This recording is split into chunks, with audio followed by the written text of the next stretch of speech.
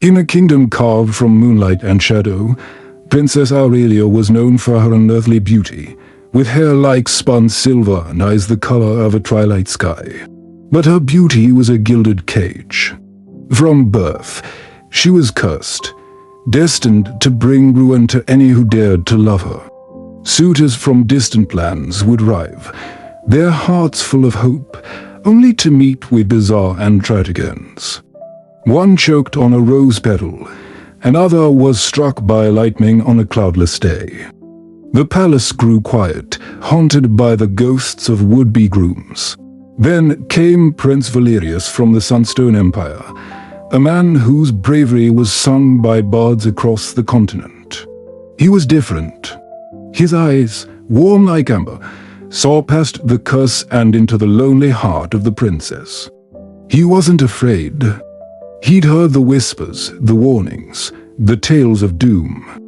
He simply smiled and said, "A life without love is a curse in itself. I will take my chances." Aurelia was terrified, not for him, but of herself. She tried to push him away, her words cold as the castle stone. But Valerius was persistent. He walked with her in the cursed gardens, where flowers withered at her touch. Yet, when he was near, a single rose bloomed, its petals a defiant, vibrant red. He taught her to laugh, a sound that had been absent from the palace for years. For the first time, Aurelia felt a flicker of hope. Maybe, just maybe, he was the one who could break the curse. Their love blossomed in secret, a fragile light in the encroaching darkness. They shared stolen moments in the royal library, their fingers brushing as they turned the pages of ancient lore, searching for a cure. They danced in the abandoned ballroom, their steps echoing the ghosts of happier times. With every passing day, Aurelia's love for Valerius grew, and so did her fear. The curse was a patient predator, and she could feel it stirring, growing stronger, feeding on her happiness. One evening, as a storm raged outside, Valerius presented her with a locket. Inside was a miniature portrait of them, smiling. "So you never forget," he whispered, "that you are capable of creating beauty, not just ruin." Tears streamed down Aurelia's face as she accepted the gift. But as their lips met for the first time, a chilling wind swept through the room, extinguishing every candle. The curse had awoken. That night, Aurelia's dreams were filled with nightmarish visions. She saw Valerius, his handsome face twisted in agony, his body turning to dust in her arms. She saw her kingdom consumed by a creeping, black fog. A voice, ancient and cruel, whispered in her mind, "He will be the greatest of your tragedies. His love will be your masterpiece of destruction." She woke up screaming, the sheets cold with sweat. She knew she had to end it, to save him from herself.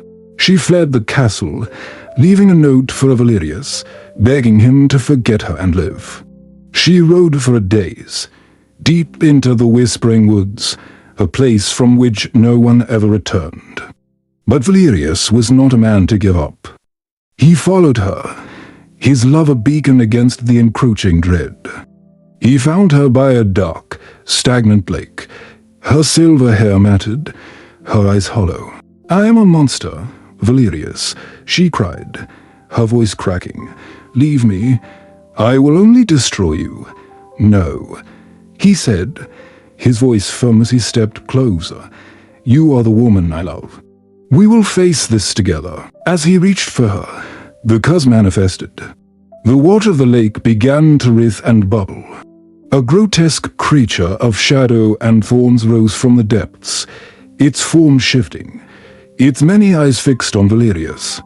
It was the physical embodiment of the curse, drawn out by the strength of their love. "You cannot have him," it hissed, its voice a chorus of suffering souls. "He is mine to break." The creature lunged. Valerius drew his sword, its steel ringing in the unnatural silence.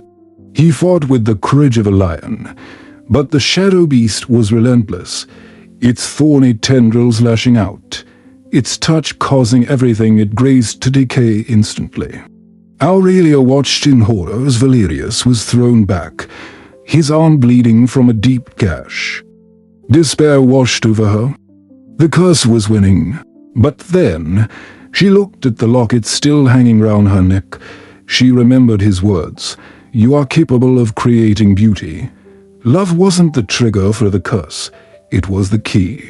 All the love she felt, all the joy Valerius had given her, it wasn't a weakness, it was a weapon. Aurelia stood tall, her fear replaced by a fierce resolve. She walked between Valerius and the monster. "You have fed on my fear for too long," she declared, her voice ringing with newfound power. "You have twisted love into a weapon of sorrow, but no more." She focused on her love for Valerius, not as a source of terror, but as a wellspring of strength. A brilliant, silver light erupted from her body, pure and blinding. It was the light of a love so powerful it could defy a primordial curse. The shadow creature shrieked, recoiling as the light burned its ethereal form.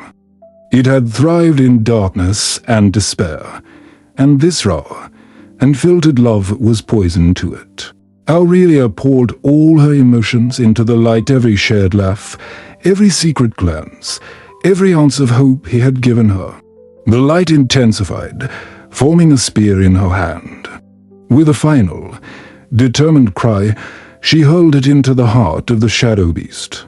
There was a deafening roar of agony, and the creature imploded, dissolving into nothing but a shower of harmless, glittering dust. Silence descended upon the forest. The black fog lifted, and for the first time, sunlight streamed through the canopy of the whispering woods. The withered plants round them began to revive. Blooming with vibrant, impossible colors, the curse was broken. Aurelia rushed to Valerius's side. His wound was already closing, healed by the residual magic of her love. He looked at her, his amber eyes filled with awe and adoration. "I knew you could do it," he said, his voice soft. She smiled, a true, radiant smile, free from the shadow of fear. "No," she corrected him gently, taking his hand. "We did it." They returned to the kingdom not as a cursed princess and a brave prince, but as to halves of a whole, their love story and new legend.